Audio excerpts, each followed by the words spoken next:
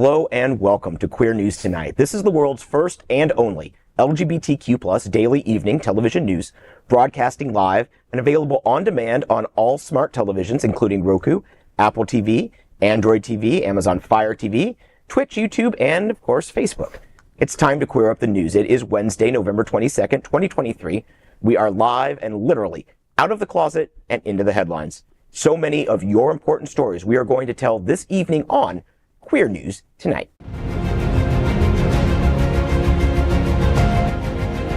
This is the world's first live daily LGBTQ evening news show, literally out of the closet and into the headlines on Queer News Tonight with Al Ferguson.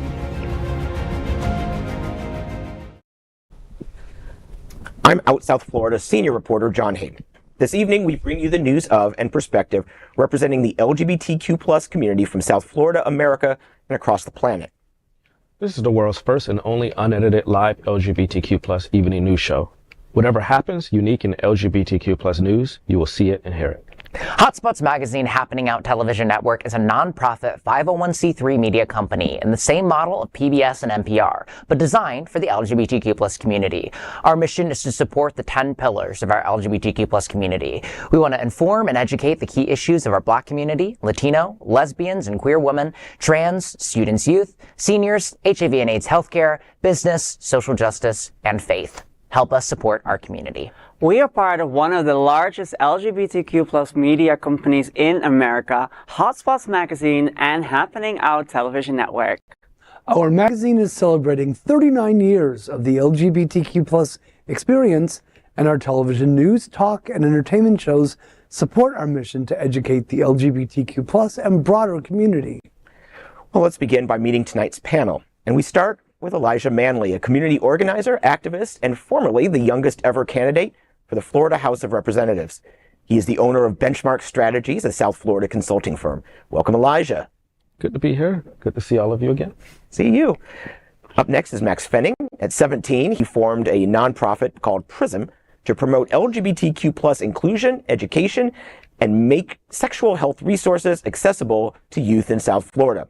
He's now a senior at the University of Florida. Hey, Max. Hey, it's good to be here. It's been a minute, I think, actually, since I've been on Queer News Tonight, so I'm glad to be back. It has been a minute. I'm so glad to see you again.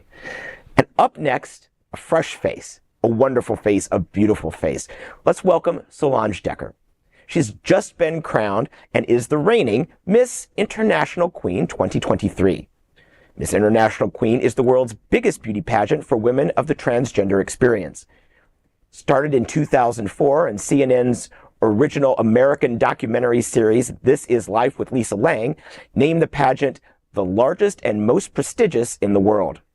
Solange is from Amsterdam and competed with 22 contestants from around the world. Welcome, Solange. Thank you so much. I'm happy to be here. Oh, I am so happy to have you. Now, this is your first time on the show. Yes. So welcome. Thank you. As it's your first time, please tell me your entire life story in 7 seconds or less. Start at the beginning, leave nothing out. Oh my God, Miss Universe, let's go. My name is Solange, 27, from Amsterdam. That's all you need to know, baby. Done. Oh, Bravo. she's the first one to come in under time. So we've got a little extra time. And what brings you to South Florida?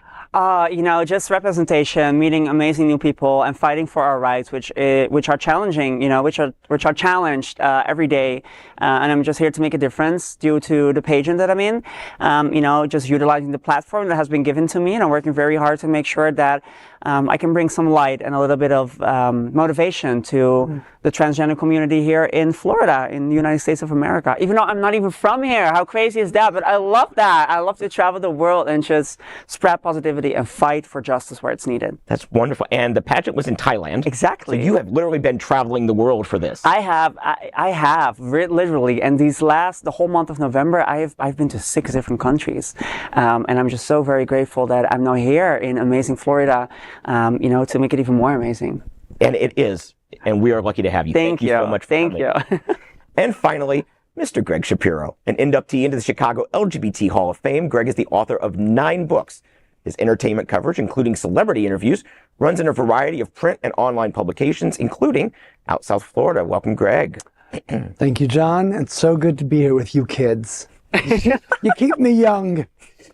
Oh, wow. You're welcome. We are the reporters for Queer News Tonight. And this evening, we begin with the queer headlines. The LGBTQ plus community in South Florida and across America is diverse. And our community around the world is vast. And here is the news for Wednesday, November 22nd. And we start by queering up out South Florida. It is Thanksgiving Eve. So let's say thanks by giving.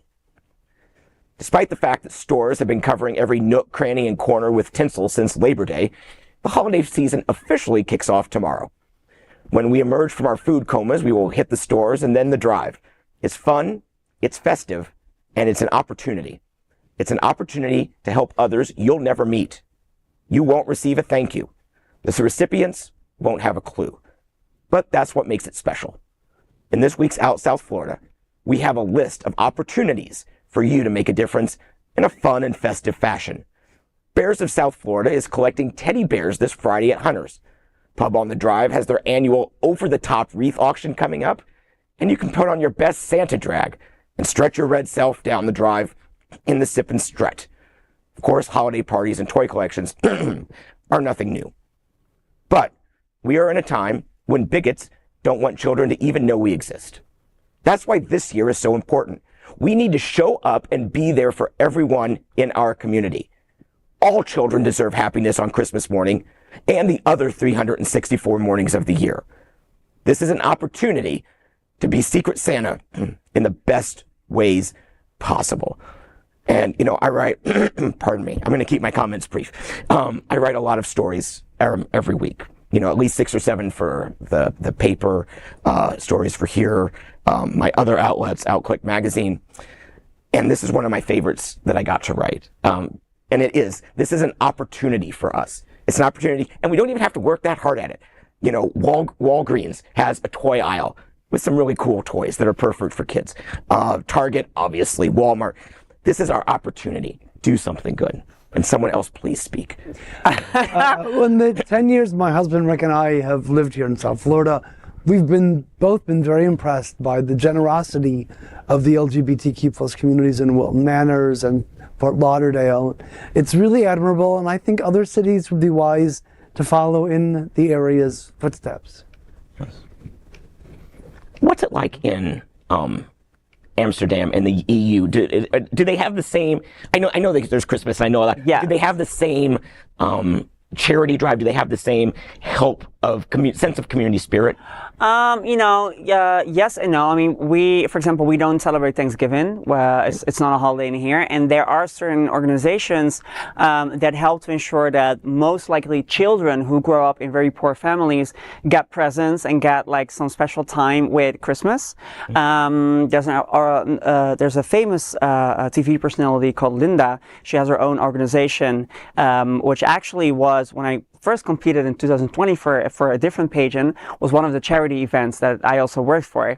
And what they basically did was raising money for families that are below the average house income, given that they are not able to afford presents or like a good meal for Christmas or a different holiday. And they would support those families. You know, they would support those families with food, money, clothing, toys for children. And I think that that's a very beautiful thing to do. However, it is not a common thing for the Dutch to help like your neighbor or something. You know, I don't know how that is here, but it's not very likely.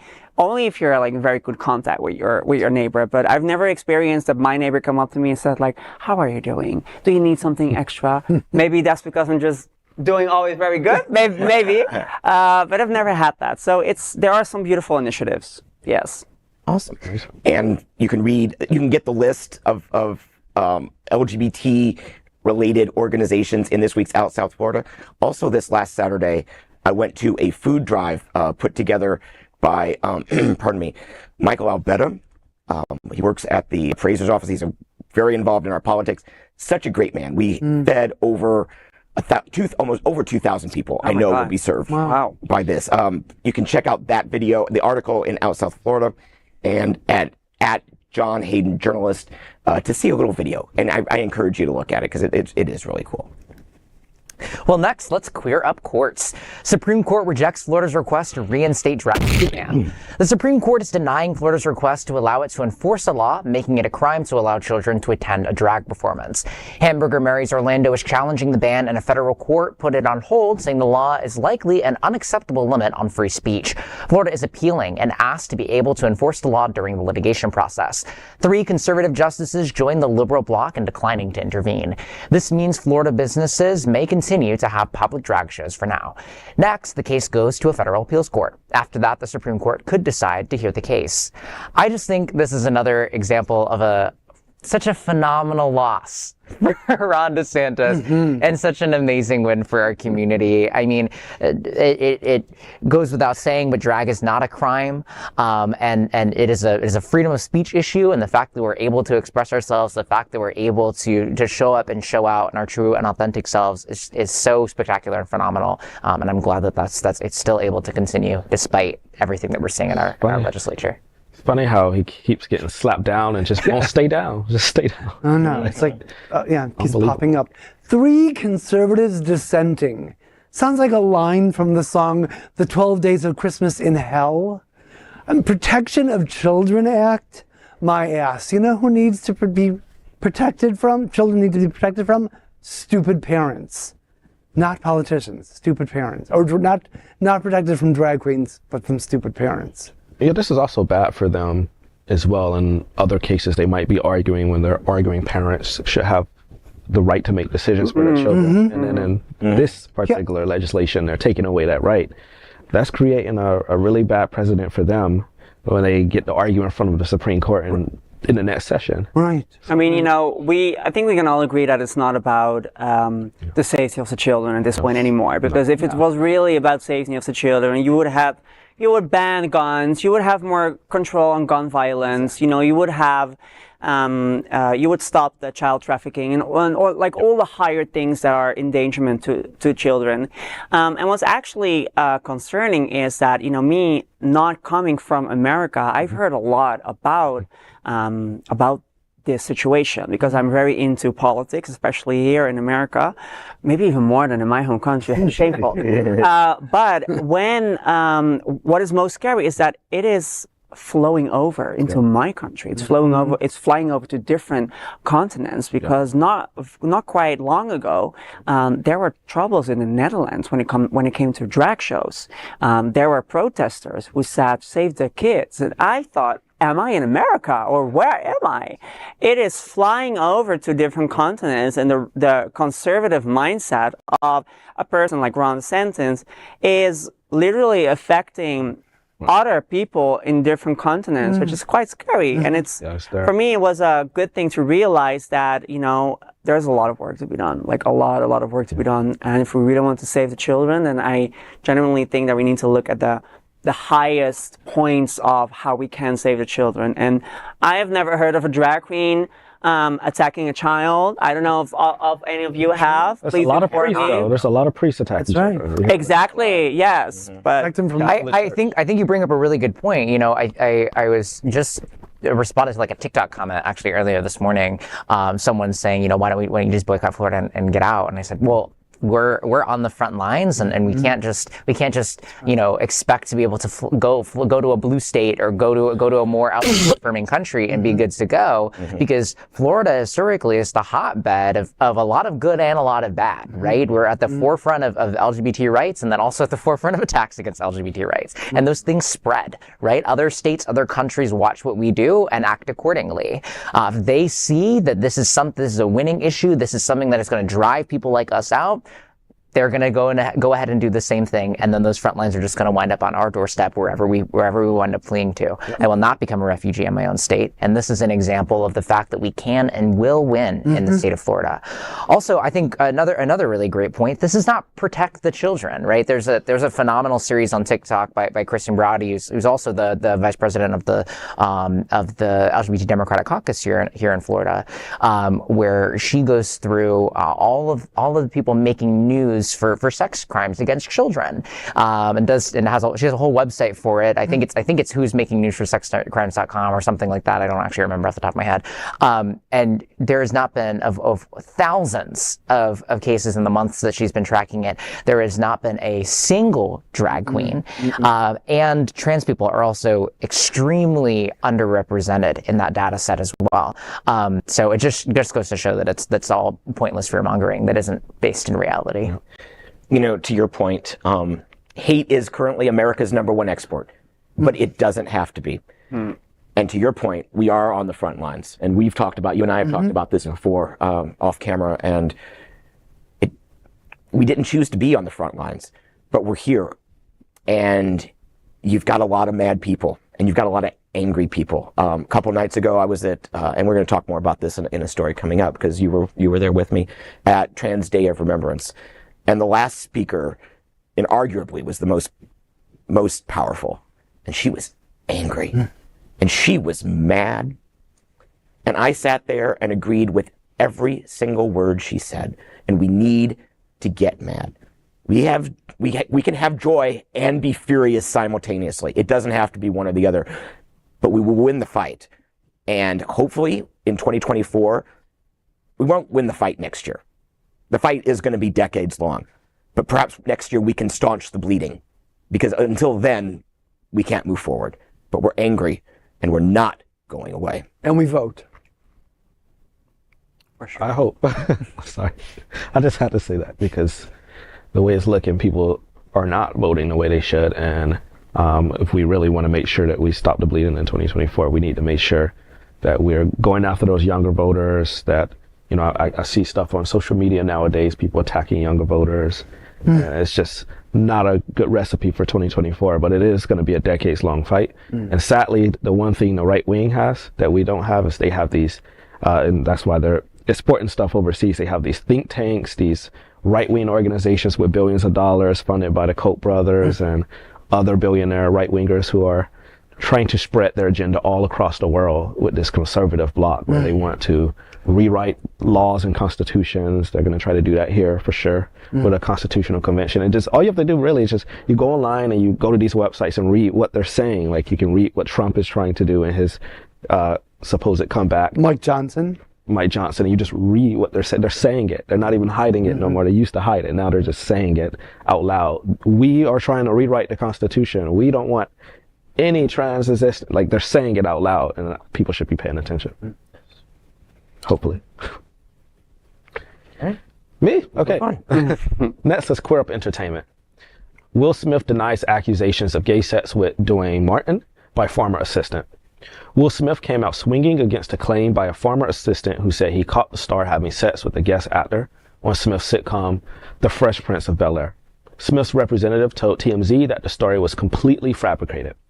The video of a man claiming to be Smith's former personal assistant, Brother Bilal, went viral on TikTok, in which he is chatting with influencer Tasha K to promote his book, Will Smith Demonic Circle, which comes out December 6th. Bilal claims he once walked in on Smith having a sexual encounter in his dressing room with former Fresh Bel-Air co-star Dwayne Martin, who appeared in a handful of episodes back in the 90s.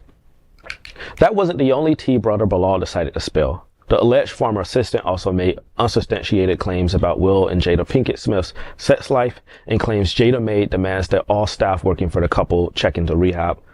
According to TMZ, Smith may take legal action, and I hope he does. I don't see any credibility in Brother Bilal, to be honest, making these outlandish claims, trying to, I can't even say out somebody because we don't even know if this is true or not. And what's the point of coming out and saying this right now? You didn't get what you want, you didn't get paid or something. I just think people need to leave Jada. Well, just leave them alone. That family's been through a lot so far, and then whatever they're going through is their business. But really, it's not anybody's business anyways. If it's true, why do we need to know what Will is doing in his private life or what he might have done in the 90s? Who cares if it's the case? Yeah, outing people is not cool, and even if it's true, that's somebody's personal business. Nobody needs to know. Yeah. Well, this does seem like something that Jada seemed to have left out of her book, Worthy, of her memoir. If this is true, she She spilled a lot of tea on her own about their relationship. True. But she did leave this part out, if it is in fact true. Yeah. I read this story, and the thing is, if Will Smith had been out there for decades, virulently bashing our community, then I would be a little more interested in this to see, but he hasn't, at least to my knowledge. He's not been out on the front lines. So my basic reaction to this is, who cares? This is homophobic, in just by saying that it should be something. Yeah. I mean, who cares? Yeah. I don't care if he hooked up with a guy. I don't care if he hasn't hooked up with Jada in a decade. I just don't care. Too much information. TMI. TMZ. Right. The real villain here, outside of Brother Bilal trying to sell a book that's probably going to flop anyways, is Tasha K. Tasha K has been doing a circuit run with these stories about everybody, and this podcast she has where she's making up stories or inviting people on, trying to be a TMZ, I guess.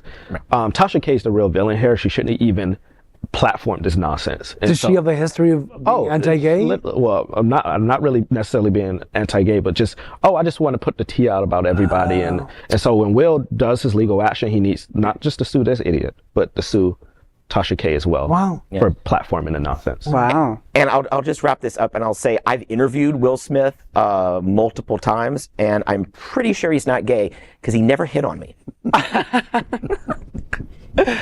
Next, let's queer up education. Texas school reverses gender restrictions for play that banned trans student. A Texas school district has apologized and reversed a decision that outed a transgender student from a part in the musical Oklahoma.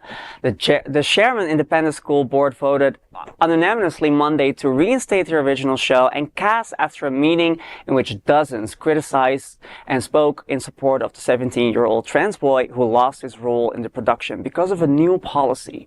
After the vote, board president Brad Morgan issued a statement apologizing to the student, parents, and the community. Sherman has become the latest community embroiled in the national debate over the rights of transgender students this month over its production of the Rodgers and Hammerstein classic. Max Hightower, a senior and theater enthusiast, was cast in a prominent part that included a solo. But later the school told his family that, based on a new policy, Max would lose the part. The school also removed girls from the male roles that they have been cast in.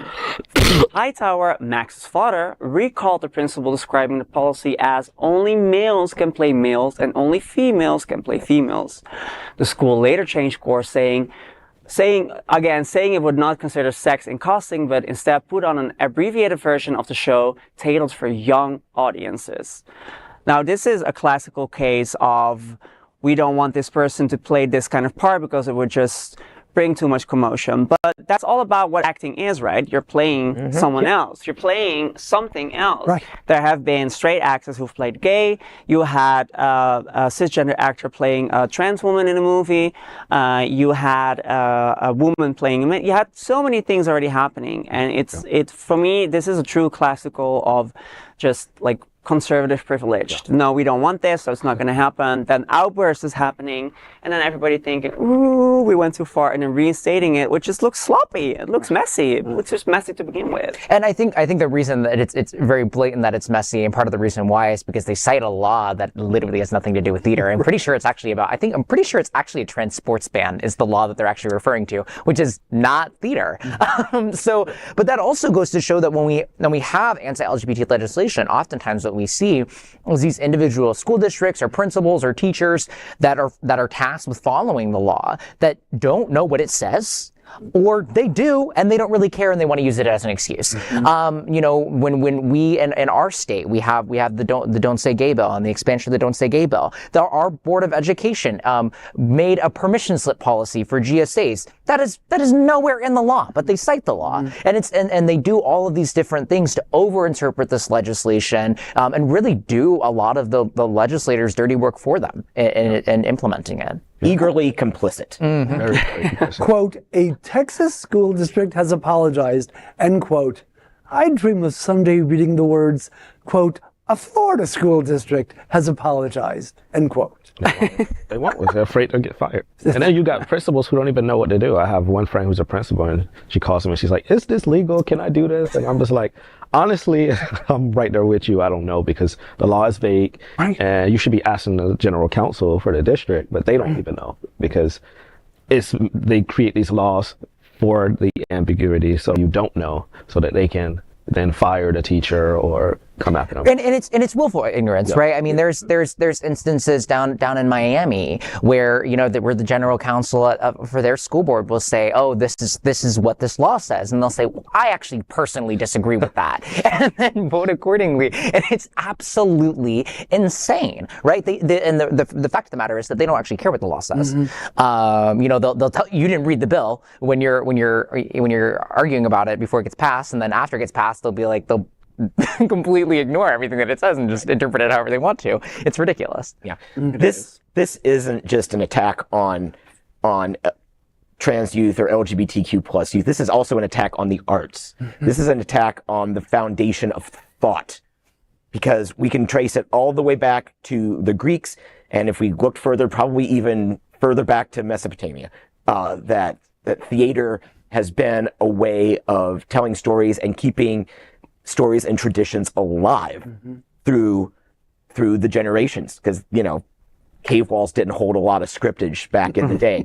I want to talk for a moment just about trans rights and trans youth, because this was Trans Day of Visibility, and I want to talk about the arts, because we've unexpectedly spent a lot of time together, you and I, this week. We did. We met Sunday at the Hotspots Happening Out art studio, where they have a fantastic exhibit featuring work from trans artists and our allies. And that was and you were there and emceed that. Yes. What did you think? I loved it. I really loved it, because it's really a place where trans artists, you know, the most marginalized community is the transgender community, and then the most marginalized people in that is the Black trans community. And I'm just very happy that I was able to partake in such a heartfelt movement, because you could really feel and see the love and also the hard work that went into all of these art pieces. You know, and there's a lot of different lights to be shown at someone's art. But what I found most interesting is that the artists were also there. You know, you could literally hear from the artists what inspired me, how much heartbreak did I have to go through to make this piece. And I just find it very, very comforting and like a very breath of fresh air to see art in such a pure form, and to see the artist in such a vulnerable state. You know, for me, that's very special, and I absolutely love the event. Yeah. And then 2 nights ago, we were at Trans Day of Remembrance together as well. Different this year. There was a little bit more upbeat. There were some upbeat numbers. It wasn't as somber as years past. Yes. But certainly the most poignant moment was the reading of the names. There were, I believe, if I recall, there were 40 names read. One is too many. Our good friend, Mateo Ventura Brewer, ED at Aqua Foundation, read off startling statistics. Like 350 trans people have been murdered simply for being who they were in the last year all over the world. And those are just the ones we know about, not the ones that go unnoticed in small countries or in small towns, not the ones that are dead named, not the ones that are not unacknowledged by their families when it comes to funerals. So when we say 350, the number is a gut punch. But when you think about what the reality is, it is so much worse. So that we had such a wonderful gathering at Pride Center. And thank you so much for coming and being part of it. And I want to thank, I need to stop talking, but I can't. I want to thank Ariana Lint of Ariana Center. She has been organizing and sponsoring your tour of North America. So I just, big thumbs up. We love you, Ariana. I don't know why you're not on the show. Thank you. Come on back. Yeah, she Come on should back, have girl. been here. Well, it's actually her birthday today. So she's celebrating somewhere with a margarita, and I'll join her later. You know, just have a good time. But indeed, I owe a lot, basically everything to her and to her organization, Ariana Center, you know, on being here. And also, it was a true honor for me to be there and visible at Transgender Day of Remembrance, because I could really see, the day from a different perspective. Because we don't have a day like this in the Netherlands, where people come together and you remember, or also a celebration. Because it was quite vivid, it was quite alive, and I love that. I love that, because it shouldn't be only about decay, sadness. That's already in the part where you're renaming the lives that have been lost. But I personally feel it should also be a day of celebration. You're celebrating that we are still here. We're celebrating that we're aiming for a brighter future. We are celebrating that we have the opportunity to hold a small celebration for everyone who has already been lost. So for me, it was truly special to be there. Yeah. And I think that there's something so powerful about, in this story about community and that sense of community that we often see in things like Transgender Day of Remembrance and all these celebrations and moments of, these really, really powerful moments for our community. I think it was super amazing about the story. It's just I saw videos of all of the people testifying at the school board meeting. And folks who know me know that testifying at school board meetings is it's my bread and butter. But seeing the mass of people that have come out in support, of this student, it's just so powerful. It's just so fueling to be able to see that, and then to see a unanimous retraction and an apology that results. Seeing democracy works is a bit of a rarity, actually, in our state lately, and it was refreshing to see that, to say the least. Next, let's queer up South Florida and Florida. Visit Lauderdale offers a sneak peek of the Broward County Rose Parade float. South Florida is set to shine at the Rose Parade, an iconic New Year's tradition. Broward County signed off on a budget of up to $790,000 for the Rose Parade as part of a massive advertising effort to bring tourists to the area to eat, sleep, shop, and play. Now, Visit Lauderdale is giving us a sneak peek of its custom-built float as it prepares to participate in the Rose Parade for the first time on New Year's Day. 45,000 flowers will festoon the float in the 135th Rose Parade in Pasadena, California. There will be life-sized alligators with waving tails, friendly manatees, and sea turtles emerging from the sands. It all offers a glimpse of Greater Fort Lauderdale's ecosystem spanning from the Everglades to the Atlantic Ocean.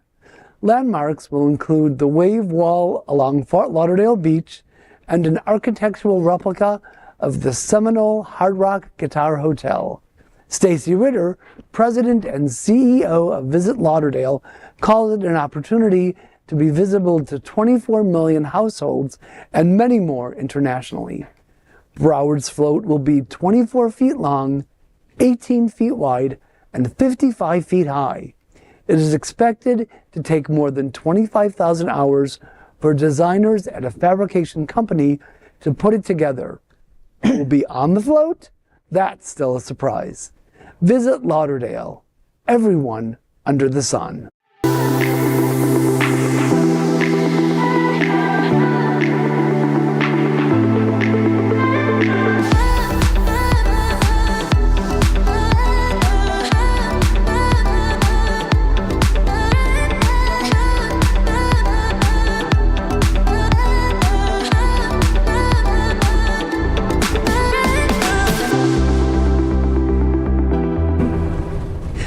I spy with my little eye a Progress Pride flag waving toward the sky? I think you do. Fabulous!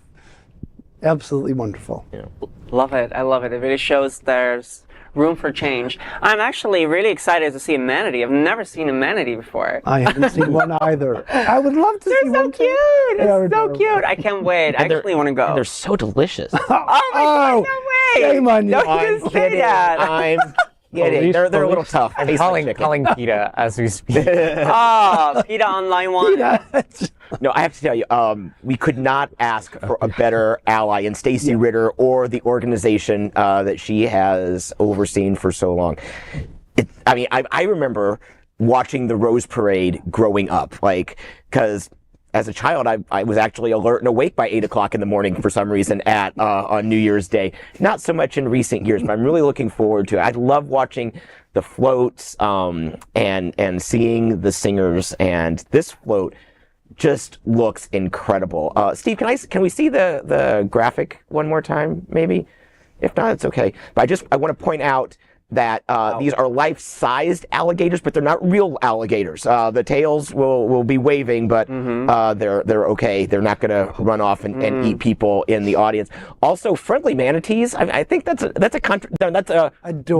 That's redundant. All manatees are friendly. Yeah. They're awesome. So, Stacy, thank you. You know, I'm going to put you on notice right now. I'm going to try and get you to do a quick interview with me on New Year's Eve from Pasadena if we can get a little sneak peek of what's happening with that. But thank you for all the work that you do. You support our community. It's worth saying again, in case you haven't tuned in the last few weeks. This ad campaign showcases people with disability, LGBTQ, Black, brown people of color. It showcases literally everyone under the sun. Thank you, thank you, thank you. It's Thanksgiving. We are thankful for you. Next, we are proud of our special partnership with Sunshine Cathedral, the world's largest queer church here in Fort Lauderdale. Supporting that partnership, we are broadcasting from our permanent set here at Sunshine Cathedral at the Happening Out television studios. We broadcast Sunshine Cathedral Sunday in a national service at 10:30 a.m. Eastern.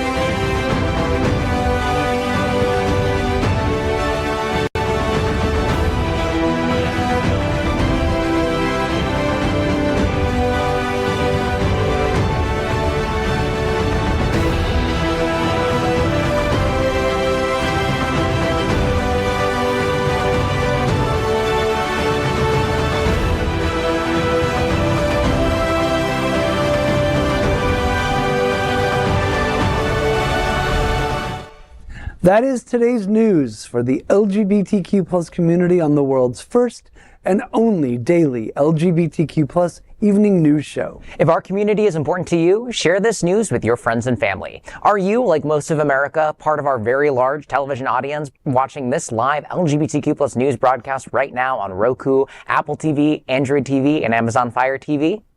Queer News Tonight is the only live LGBTQ+ digital television show in the world that is out of the closet and into the headlines. We need your support. If our community is to grow, we must tell our stories and bring them to the attention of the broader world. This is the only place in the world that tells these types of LGBTQ+ stories in motion and sound. This is a passion of Hotspots Magazine, Happening Out television network, and Queer News Tonight. I'm John Hayden, and on behalf of these LGBTQ+ reporters, the anchors of Queer News Tonight, including Elijah Manley, Maxx Fenning, Gregg Shapiro, and Solange Dekker. Did you have fun? I had a lot of fun. Thank you for having me. If you come back to Florida, will you come back on the show? For sure, 100%. Right. We've got it. You can bet on it. All right. Have a happy Thanksgiving. We will see you daily at 8 p.m. And of course, to our LGBTQ+ world, we wish you a very good night. Night.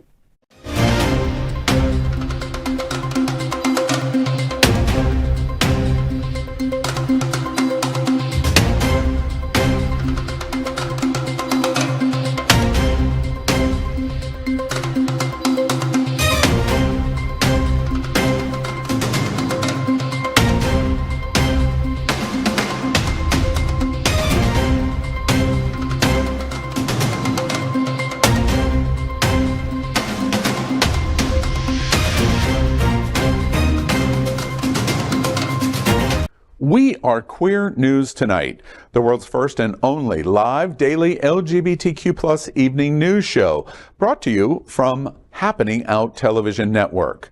We operate in the same model of PBS and NPR, but for the LGBTQ+ community.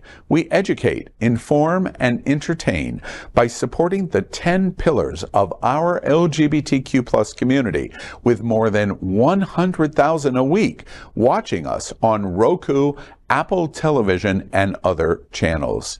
To keep the story going, we accept donations with 100% transparency.